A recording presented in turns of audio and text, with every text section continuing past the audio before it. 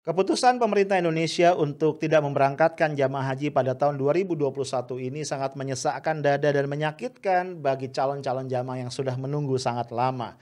Lebih menyakitkan lagi karena terlihat sekali bahwa pemerintah tidak terlalu serius dalam melakukan diplomasi dengan otoritas kerajaan Saudi Arabia untuk mendapatkan kuota dan kepastian keberangkatan bagi jamaah kita. Menjadi semakin mengkhawatirkan karena ke depan pemerintah nampaknya akan menunjuk seorang duta besar yang sulit diterima oleh Saudi mengingat latar belakang dan sepak terjangnya di masa lalu.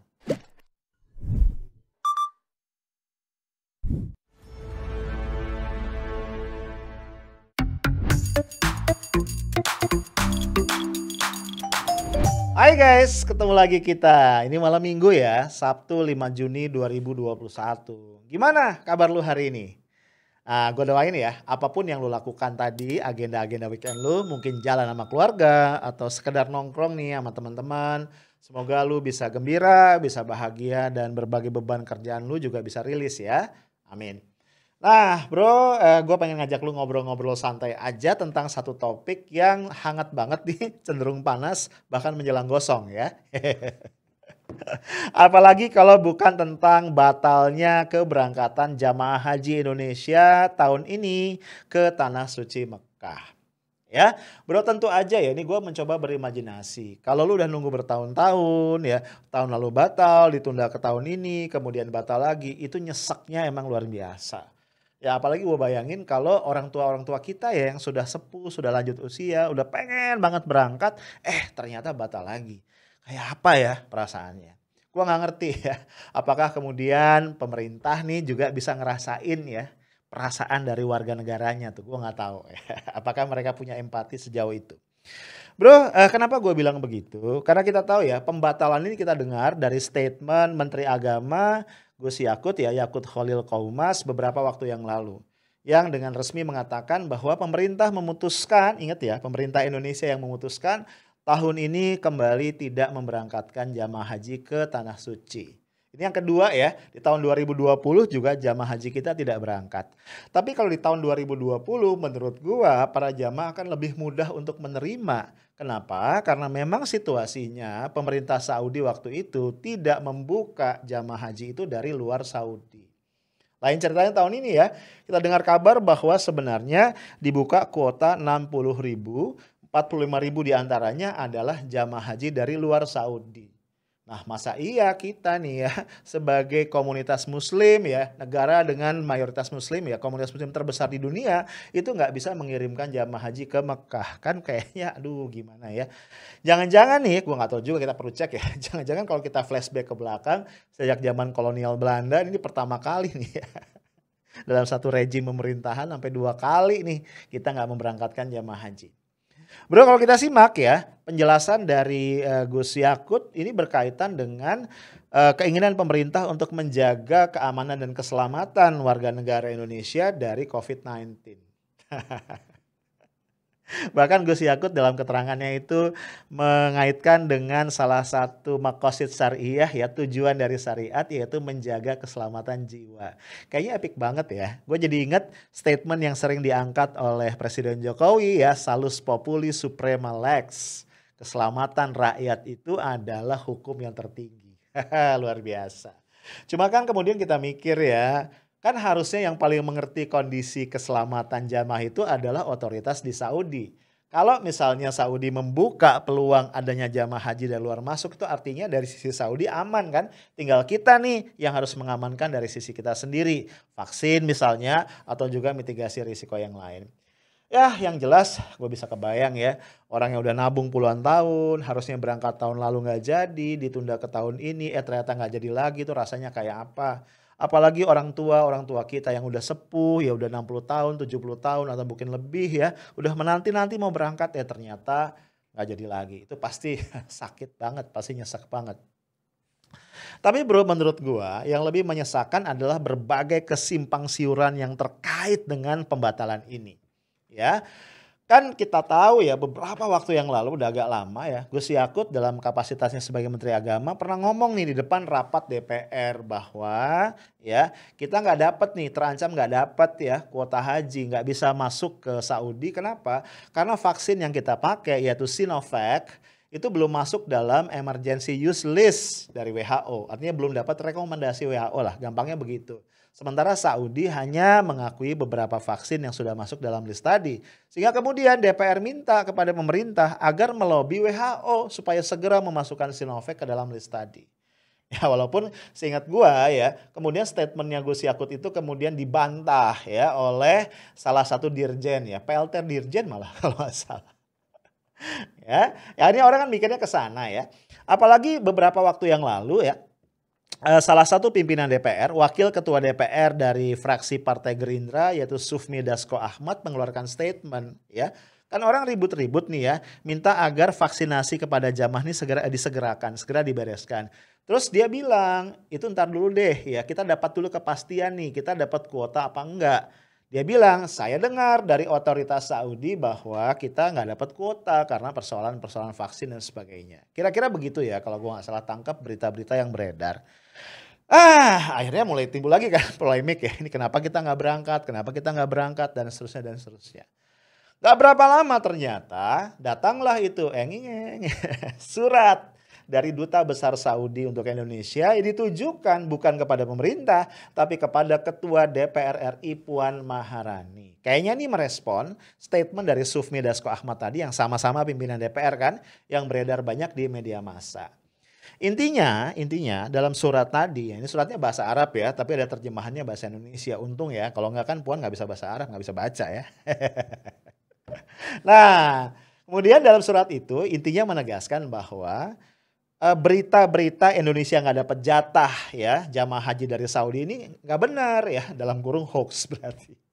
Kenapa? Karena sampai hari ini ya otoritas Saudi belum bicara tuh masalah kuota kepada negara manapun gitu. Bahkan kalau dalam beberapa berita dikait-kaitkan ada 11 negara yang sudah mendapatkan izin masuk dari otoritas penerbangan Saudi dan Indonesia tidak termasuk di dalamnya.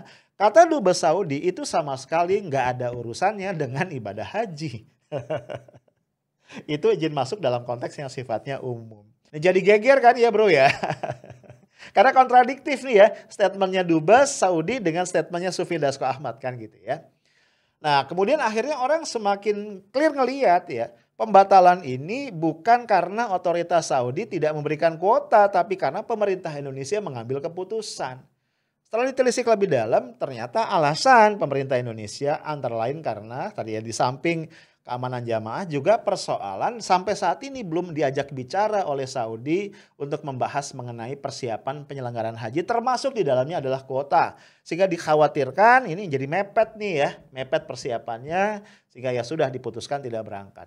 Nah menurut gua ya statement tadi itu nggak masuk akal, alasan-alasan itu susah diterima oleh akal sehat. Kenapa? Gini ya. Kan tahun ini kuota haji total ya untuk luar Saudi itu cuma 45.000. Bener gak sih? Ya beda banget sama sebelumnya 2,5 sampai 3 juta gitu. Ya pasti persiapannya akan jadi jauh lebih sederhana. Jadi menurut gua kenapa gak disiapin aja gitu ya. Disiapin aja sambil kita terus ngelobi nih ya pemerintah Saudi untuk segera bicara, duduk bareng ngomongin kuota dan persiapan-persiapan lainnya gitu loh. Kenapa terburu-buru memutuskan kita gak berangkat? Nah, kalau persoalannya masalah tadi ya bahaya COVID-19, dalam pandangan gua yang paling tahu adalah Arab Saudi, otoritas Saudi. Kalau mereka merasa tidak bisa memitigasi risikonya, pasti mereka tutup kan kayak tahun lalu. Kalau tahun ini mereka sudah berani buka ya untuk 45.000 dari luar Saudi, artinya mereka udah siap. Tinggal kita menyiapkan dari sisi jamaah kita ya, vaksinasi yang benar misalnya dan juga sejumlah mitigasi risiko yang lain.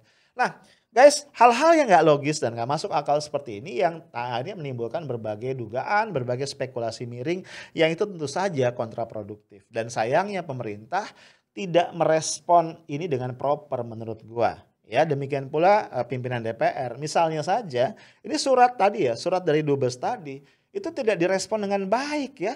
Sufmi Dasko Ahmad justru mengeluarkan statement yang menurut gua keras ya. Dan itu nggak pantas ya. Sufmi Dasko Ahmad ya bahasa gampangnya adalah menuduh bahwa Dubes Saudi itu terlalu baper gitu. Ya, jadi kata Sufmi ya kalau memang nggak ada masalah di situ jelasin aja persoalan kuota ini kepada pemerintah. Menurut gua nggak gitu juga ya. Ya bagaimanapun ini harusnya ditangkap sebagai sebuah sinyal. Ya, ketika dubes yang biasanya kalau berkomunikasi dengan pemerintah lewat Kementerian Luar Negeri, kenapa sekarang langsung menyurati DPR RI? Ya, ini kan yang harus kita belajar ya, what's wrong with me gitu loh. Jangan yang salah orang lain melulu, orang luar terus yang harus diminta mengerti kita.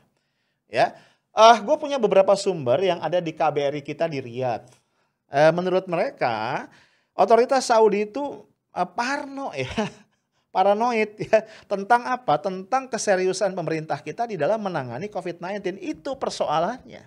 Ya, kalau sekedar masalah jumlah kasus positif segala macam, banyak negara yang sekarang mengalami lonjakan kasus tapi aman-aman aja. Artinya dianggap serius menangani COVID. Ya bahkan udah masuk gelombang ketiga, keempat, kelima. Kita enggak ya, karena ya terus terang kita bikin banyak blunder ya. Misalnya lo inget ya, ada kasus di Kuala Namu, ada penggunaan alat tes antigen ya digunakan ulang, dipakai ulang. Kan kacau ya gitu ya. Kemudian bagaimana ada TKA asing masuk yang ternyata mereka positif COVID gitu loh ya. Kemudian ya pasti akan ada di media-media internasional ya. Bagaimana penumpukan wisatawan ya di Ancol misalnya atau di Pangandaran ya lebaran kemarin. Kebayang ya kalau gua ini dari negara lain gitu ya, pemerintahnya, gua akan mikir, ini Indonesia serius gak sih nanganin COVID-19? Nah tadi ya menurut teman gua di KBRI kita di Riyadh, yang gini-gini ini yang membuat pemerintah Saudi akhirnya wait and see, jadi parno ya, ngelihat kita ini serius gak sih? Ya agak lain dengan negara, misalnya orang Amerika ya, Amerika itu kan kalau ngirim jamaah paling berapa sih gitu ya. Kalau orang Indonesia kan banyak ya pasti kalau dikasih kuota kan nggak mungkin sedikit. Ya kalau ternyata ada masalah dalam COVID kan bahaya buat mereka. Nah, so poin yang gue garis bawahi adalah gue ingin mempertanyakan sebenarnya sejauh mana pemerintah kita serius nih ya. Sejauh mana pemerintah kita serius melakukan lobby-lobby kepada pemerintah Saudi agar kita bisa memberangkatkan jamaah kita pada tahun ini. Ya, kan nggak bisa bro, lobby itu dilakukan mendadak begitu kan. Kita harus harus tarik ke belakang ya. Sekian bulan yang lalu atau tahun lalu ya, dari tahun lalu apa yang dikerjakan misalnya oleh para diplomat kita di Saudi, oleh duta besar kita apa yang dilakukan misalnya. Ini yang gue ingin tanyakan gitu.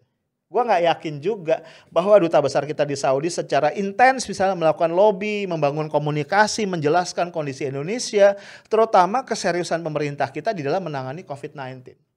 Kalau gue boleh jujur ya, yang gue dengar banyak dari duta besar kita sekarang di Saudi, Agus Maftuh, adalah justru ya statement-statement miring tentang Habib Rizik Syihab. Ingat nggak lo? Menjelang kepulangan HRS ke Indonesia. Ada aja, ya, almost every day lah ya kasarnya begitu. Statement yang miring, statement negatif dari Agus Maftuh tentang HRS. Misalnya HRS dibilang WNIO ya. Warga negara Indonesia ora duwe paspor. Warga negara Indonesia tanpa paspor. Tuduhan overstay dan macam-macam ya. Ada aibnya lah dan seterusnya dan seterusnya. Padahal bro ya, dalam satu wawancara televisi, Dubes Saudi di Indonesia menegaskan semuanya nggak ada. Nggak ada kasus overstay, nggak ada masalah apapun antara HRS dengan pemerintah Saudi. Dan ketika HRS pulang ke Indonesia, itu kan tuduhannya atau ya rumor yang dibuat ya adalah dia tanda kutip diusir ya karena overstay.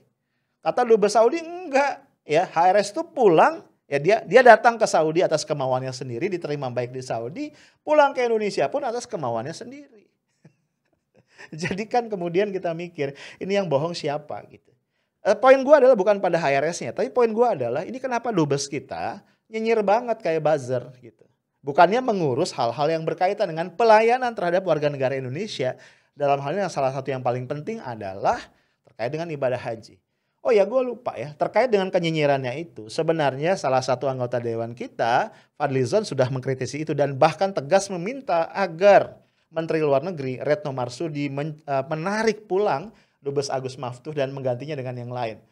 Kata Fadlizon ya, kenyinyiran dari si Agus Maftuh ini nggak pantas juga ya. Karena sebagai dubes harusnya justru dia melindungi dan mengayomi seluruh warga negara Indonesia yang sedang ada di Saudi.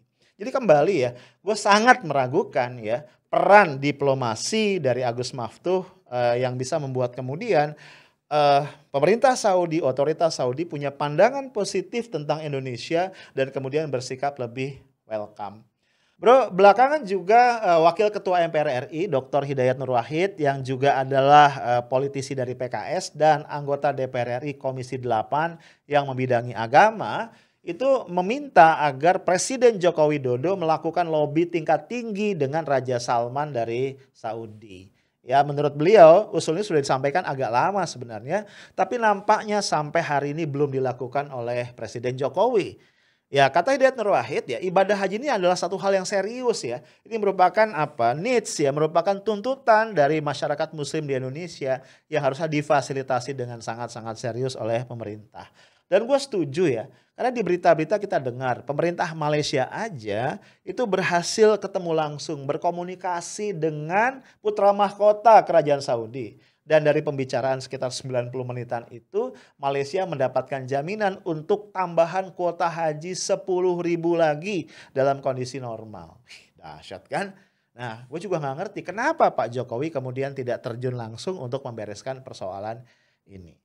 Jadi bisa lu lihat ya guys, jadi ini aspeknya bukan aspek peribadatan doang nih ya. Ada aspek diplomasi dua negara yang nampaknya tidak kita lakoni dengan cukup serius. Ya, belum lagi kalau kita bicara peran Menteri Agama. Ya, menurut gua nih ya, Menteri Agama itu kan gini ya, nih ya, ini gua garis bawahi. Kita ini kan bolak-balik mengatakan Indonesia tidak didasarkan atas agama tertentu. Kan gitu kan ya? Ya, negara kita emang negara bukan-bukan ya, Bro. Itu harus kita terima ya. Pada satu sisi kita marah kalau disebut negara sekular, tapi kita juga menolak kalau disebut negara agama. Ya berarti negara bukan sekular, bukan agama kan, berarti negara bukan-bukan, ya nggak? Maksud gue gini loh, sebuah kementerian agama di sebuah negara yang bukan negara agama harusnya tidak usah repot dan ribet riweh ngurusin cara beragama, ya kehidupan beragama gitu kan ya, praktek-praktek keagamaan apalagi cara berpikir dari umat beragama. Itu serahin aja sama majelis-majelis agama masing-masing ya. Yang Muslim ada MUI, yang Protestan ada PGI ya kan ya. Yang Katolik ada KWI, yang Hindu ada Parisada Hindu Dharma, yang Buddha ada Walubi, yang Konghucu juga ada Majelis Tinggi Agama Konghucu gitu. Serahin aja sama lembaga-lembaga itu. Nah, Kementerian Agama menurut gua lebih tepat menjadi Kementerian Pelayanan Umat Beragama. Fokus Menteri Agama memfasilitasi agar umat beragama apapun bisa melaksanakan ibadah agamanya dengan baik, dengan tenang, dengan tentram, dengan aman. Nah, dalam konteks umat Islam yang merupakan mayoritas di Indonesia, salah satu hajat terpentingnya adalah beribadah haji dengan tenang. Karena kan gini ya, kalau ibadah-ibadah yang lain dalam Islam itu relatif bisa dilakukan tanpa bantuan pemerintah. Iya gak sih? Ya, apes-apesnya nih ya sholat misalnya kalau kagak ada masjid, lu masih bisa sholat di rumah lu sendiri kan gitu ya. Tapi lu kan kalau ibadah haji gak bisa di pekarangan lu sendiri kan. Lu bikin Ka'bah-Ka'bahan terus lu tawaf gitu kan, nah gak bisa. Ya, kita harus berangkat ke Saudi atas atas nama, bukan atas nama juga ya, dengan dikelola oleh pemerintah. Nah, bayangan gua Kementerian Agama, Menteri Agama nih ya, yang kita hormati, yang kita muliakan, Yakut Khalil Qaumas, ketimbang ya kesana kemari jualan narasi radikal segala macam yang nggak jelas juntrungannya, merencanakan ada verifikasi wawasan kebangsaan ya kan, sertifikasi untuk para penceramah agama cuma Islam pula lagi, ini kan ngeribetin, bikin kisruh, bikin konflik yang nggak penting, ngadi-ngadi. Kenapa nggak fokus gitu ya? Udah tahu tahun lalu gagal kita berangkat ibadah haji. Kenapa tahun ini nih? Ya, nggak fokus untuk melobi ya pemerintah Saudi supaya kita bisa dapat jatah, supaya kita bisa berangkat dengan aman ke situ. Jadi menurut gua sorry ya, kalau di perusahaan itu ada KPI. Harusnya KPI Menteri Agama yang paling penting adalah memberangkatkan jamaah haji kita ke luar negeri. Bukan ngomong radikal. Dan kalau kita bicara KPI-nya itu sorry, gagal. Itu harus gua katakan dengan tegas. Nah bro, jadi sekali lagi gue ingin garis bawahi, gue nih ya sebagai orang yang katakan saja awam ya, harus jujur ya mengucapkan bahwa kegagalan atau pembatalan atau dibatalkannya keberangkatan ibadah jamaah haji kita tahun ini mostly adalah persoalan kegagalan diplomasi pemerintah kita kepada pemerintah Saudi Arabia. Itu menurut gue. Nah pertanyaannya sekarang ya, apakah di masa depan diplomasi kita dengan Saudi akan menjadi lebih baik dibanding sebelumnya? Gue harus mengatakan I don't think so. Kenapa gue bilang begitu? Karena walaupun belum diumumkan secara formal ke publik, tapi dari beberapa berita yang beredar, nampaknya pemerintah Presiden Jokowi sudah berketetapan hati untuk menunjuk Zuhairi Misrawi, ini politisi PDIP, mantan caleg PDIP, sebagai calon dubes kita untuk Saudi. Kenapa buat gue ini persoalan? Mari kita lihat rekam jejaknya. Ya, Zuhairi Misrawi yang lulusan Al-Azhar ini dalam beberapa cuitannya, jejak-jejak di media sosial itu menunjukkan pembelaan dan dukungan yang menurut gua cukup luar biasa ya terhadap LGBT. Ya, dia mengatakan bagaimanapun LGBT itu makhluk Tuhan, kenapa kita harus harus antipati dan segala macam. Nah, lihat nih ya beberapa tweet dari Zuhairi Misrawi yang berkaitan dengan LGBT. Nggak sampai situ saja ya, Zuhairi juga banyak bicara tentang Syiah. Pembelaannya pada Syiah luar biasa. Bahkan dia menuding, nah ini yang sensitif ya. Dia menuding orang-orang yang anti pada Syiah itu ya. Secara orang Indonesia, Sunni ini banyak yang anti pada Syiah ya. Orang-orang yang anti pada Syiah ini katanya termakan ya propaganda Saudi dan Amerika. Nah ada kata Saudinya di situ. Ya lu bayangin aja. Ya emang Saudi nggak punya intel, emang mereka nggak punya pengamat media sosial. Ya kebayang aja nih, kan duta besar itu harus diajukan dulu ke negara di mana dia akan ditempatkan kan. Kemudian negara itu bisa menyatakan menerima atau menolak. Ya lu bayangin aja, ketika profil ya CV dari Zuhairi Misrawi diajukan, akan muncul tuh catatan-catatan ya, statement-statement negatif dari Zuhairi tentang Saudi, termasuk ini. Ya, jadi gua nggak ngebayangin kalau namanya diajukan terus ditolak, itu betapa malunya kita. Ya, kalaupun tidak ditolak ya, misalnya atas nama sopan santun dalam hubungan bilateral ya, kerajaan Saudi tidak menolak Zuhairi Misrawi, gua nggak yakin bahwa dia bisa menjalankan peran-peran diplomasinya tadi dengan optimal. Ya, karena pihak Saudi sudah menganggap sosok ini nggak pantas untuk mewakili Indonesia di Saudi. Guys, mungkin gue perlu sedikit highlight ya kenapa dukungan ya pemihakan Zuhairi Misrawi terhadap LGBT dan Syiah ini akan jadi persoalan, akan jadi potential problem. Lu jangan lupa ya, Saudi itu dalam konteks pemahaman keagamaan itu sangat-sangat puritan. Dan terus terang ya hampir pasti mereka menolak hal-hal yang berkaitan dengan LGBT. Apalagi kalau kita bicara Syiah. Ya, antara paham keagamaan yang berkembang di Saudi dengan Syiah itu ibarat barat dan timur, utara dan selatan. Ya, ketika ada seorang duta besar ya yang kemudian dikesankan pro kepada Syiah, ini akan jadi persoalan potensial yang akan menjadi batu sandungan. Nah, bro, kita juga jangan lupa ya, ada konstelasi global, ada geopolitik di situ, ada persoalan geopolitik. Bagaimanapun ya, Saudi itu adalah sahabat dekat ya, untuk tidak menyebutnya proksi dari Amerika. Ya, sementara Amerika itu berseteru dengan China. Dan dunia internasional tahu loh bro, nggak bisa ditutup-tutupi ya, bahwa pemerintah kita ya dipimpin oleh Pak Jokowi ini sangat pro Beijing. Ya, itu nggak bisa ditutup, masalah investasi apa segala macam. Nah, gua khawatir ketika kita tidak punya duta besar yang kuat di Saudi, yang bisa menjembatani dialog yang lebih produktif dengan Saudi, maka kepentingan-kepentingan kita dengan Saudi, terutama kepentingan umat Islam ya, menyangkut haji dan lain-lain, kemudian tidak akan bisa kita fasilitasi dengan baik. Jadi bro, again ya, kayaknya kita nggak perlu ya, Sufmi Dasko Ahmad nggak perlu marah-marah sama dubes Saudi, kita juga nggak perlu ngomel-ngomel sama Saudi, kayaknya persoalan internalnya ada di kita. Dan ini saatnya bercermin, dan sekali lagi menurut gua pemerintah punya problem yang sangat serius. Kenapa? Karena tidak memandang serius diplomasi yang berkualitas dengan kerajaan Saudi Arabia. Itu aja dari gua guys, stay tough, smart and professional. Assalamualaikum warahmatullahi wabarakatuh.